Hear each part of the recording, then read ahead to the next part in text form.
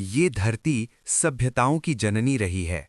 और अगर हम उत्तर भारत की बात करें तो एक राज्य ऐसा है जिसकी पहचान उसकी नदियों से जुड़ी है। उत्तर प्रदेश। ये वही भूमि है जहां नदियां केवल जलधारा नहीं बल्कि संस्कृति, आस्था और जीवन का आधार हैं। आज हम जानेंगे उत्तर प्रदेश की प्रमुख नदियों का पूरा सफर, उनके उद्गम से लेकर संगम तक, उनके किनारों पर बसे शहरों तक और उनके महत्व तक। सबसे पहले बात करते हैं गंगा नदी की, जिसे भारत की जीवनदायिनी कहा जाता है। गंगा का उद्गम उत्तराखंड के गंगोत्री ग्लेशियर से होता है। पहाड़ों से निकलकर ये हरिद्वार के रास्ते मैदानों में प्रवेश करती है और उत्तर प्रदेश में बहते हुए इस राज्य को जीवन देती है।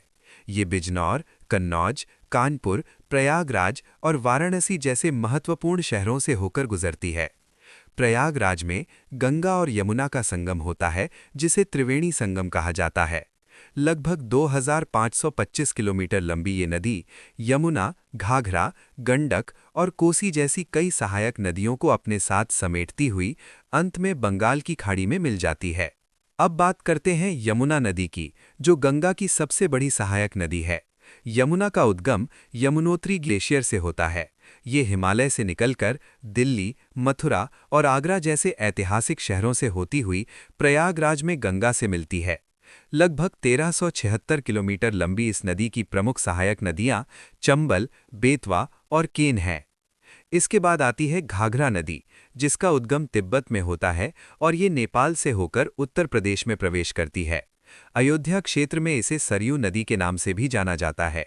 ये अयोध्या और बलिया जैसे क्षेत्रों से गुजरते हुए अंत में गंगा नदी में मिल जाती है।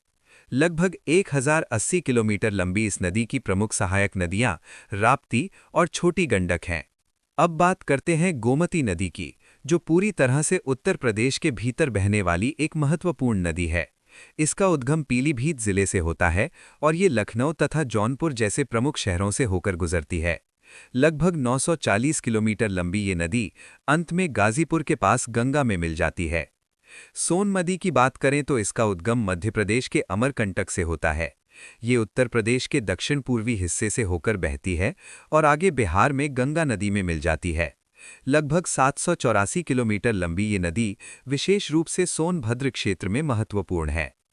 बेतवा नदी मध्य प्रदेश से निकलकर उत्तर प्रदेश के झांसी क्षेत्र में प्रवेश करती है और आगे चलकर यमुना नदी में मिल जाती है। लगभग 590 किलोमीटर लंबी इस नदी की प्रमुख सहायक नदी धसान है और ये बुंदेलखंड क्षेत्र के लिए जल का एक महत्वपूर्ण स्रोत है। केन नदी का उद्गम मध्य प्रदेश के कटनी क्षेत्र से होता है और ये उत्तर प्रदेश के बांदा जिले में यमुना नदी में मिल जाती है।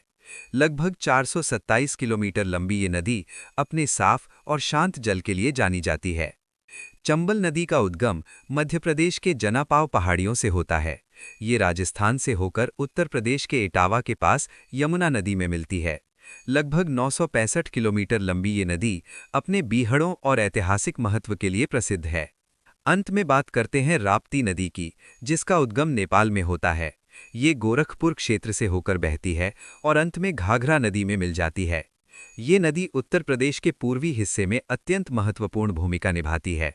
इन सभी नदियों को देखें तो एक बात साफ समझ आती है कि उत्तर प्रदेश की अधिकतर नदियां अंत में गंगा में मिल जाती हैं, जिससे गंगा नदी का महत्व और भी बढ़ जाता है। प्रयागराज का त्रिवेणी संगम, वाराणसी के घाघ और अयोध्या की सरयू ये केवल स्थान नहीं बल्कि भारत की आत्मा है। उत्तर प्रदेश की ये नदियां न केवल इस राज्य को जीवन देती हैं बल्कि यहाँ की सभ्यता, संस्कृति और परंपराओं को भी आकार देती हैं। अगर हम इन नदियों को समझते हैं तो हम उत्तर प्रदेश को समझते हैं, और अगर उत्तर प्रदेश को समझते हैं तो हम भारत की आत्मा को समझते हैं। अगर आपको ये जानकारी पसंद आई हो तो वीडियो को लाइक करें, शेयर करें और ऐसे ही ज्ञानवर्धक वीडियो के लिए चैनल को सब्सक्राइब जरूर करें।